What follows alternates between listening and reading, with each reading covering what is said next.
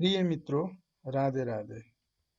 आज इस वीडियो में मैं आप लोगों को भगवान कपिल मुनि की जन्म का कथा सुनाने जा रहा हूँ। प्राचीन काल में ब्रह्म जी ने एक बार ऋषि कर्दम को आज्ञा दी और कहा कि आप विवाह करें और एक उत्तम संतान की उत्पत्ति करें। ब्रह्मा जी के इस प्रकार कहने पर ऋषि कर्दम ने सरस्वती नदी के तट पर 10,000 वर्षों तक तपस्या की। वे एकाग्रचित्त होकर प्रेम पूर्वक श्री हरि की आराधना करते थे। तब सत्ययुग के आरंभ में कमल नारायण भगवान श्री हरि ने उनकी तपस्या से प्रसन्न होकर उन्हें मूर्तिमान होकर दर्शन दिए।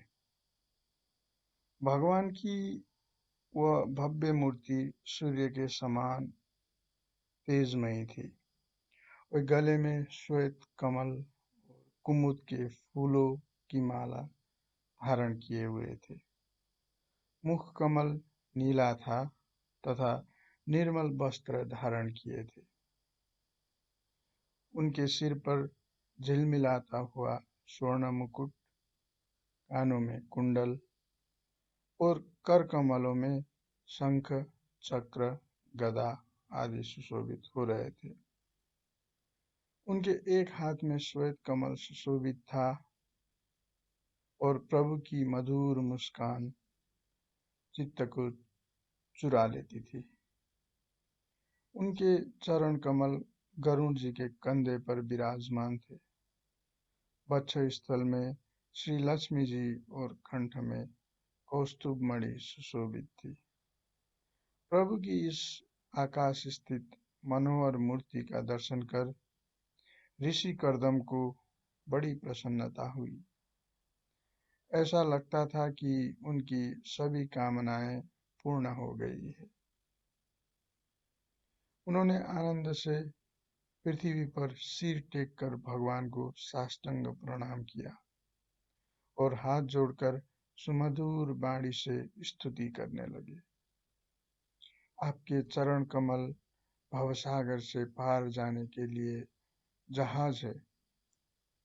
ऋषि कर्दम ने कहा, हे प्रभु, आप कल्प वृक्ष है। आपके चरण समस्त मनोरथों को पूर्ण करने वाले हैं। आपके चरण कमल वंदनीय है। मैं आपको बार बार नमस्कार करता हूँ। तब भगवान ने कहा, जिसके लिए तुमने आत्म संयम से मेरी आराधना की है, तुम्हारे हृदय के ये भाव जानकर मैंने पहले से ही इसकी व्यवस्था कर दी है।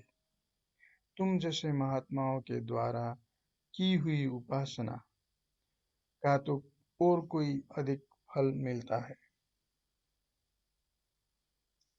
प्रसिद्ध यशस्वी सम्राट मनु ब्रह्मवर्त में रहकर 7 समुद्र वाली पृथ्वी का शासन करते हैं। वे परम धर्मज्ञ महाराज महारानी शत्रुपा के साथ तुमसे मिलने परसों यहाँ आएंगे। उनकी एक रूप, यौवन, शील और गुणों से संपन्न कन्या विवाह के योग्य है। वे तुम्ही को यह कन्या अर्पण करेंगे। अनेक वर्ष से जैसी पत्नी तुम्हें चाहिए थी, वो राजकन्या तुम्हारी पत्नी बनकर तुम्हारी सेवा करेगी। उसके 9 कन्याएं होगी। तुम्हारी उन 9 कन्याओं में से मरीचि आदि ऋषिगण उत्पन्न होंगे। तुम मेरी आज्ञा का पालन करने से शुद्ध चित्त हो तुम अपने कर्मों का फल मुझे अर्पण कर मुझको ही प्राप्त हो जाओगे। महामुनि, मैं तुम्हारी पत्नी देवहूति के गर्भ से उत्पन्न होऊंगा तथा संख्या शास्त्र की रचना करूंगा। इस प्रकार कर्दम ऋषि और देवहूति के घर भगवान श्री हरि ने कपिल मुनि के रूप में जन्म लिया और सांख्य शास्त्र की रचना करके अपनी माँ देवहूति को भी तत्वज्ञान और मोक्ष पद की प्राप्ति कराई थी। जय श्री राधे।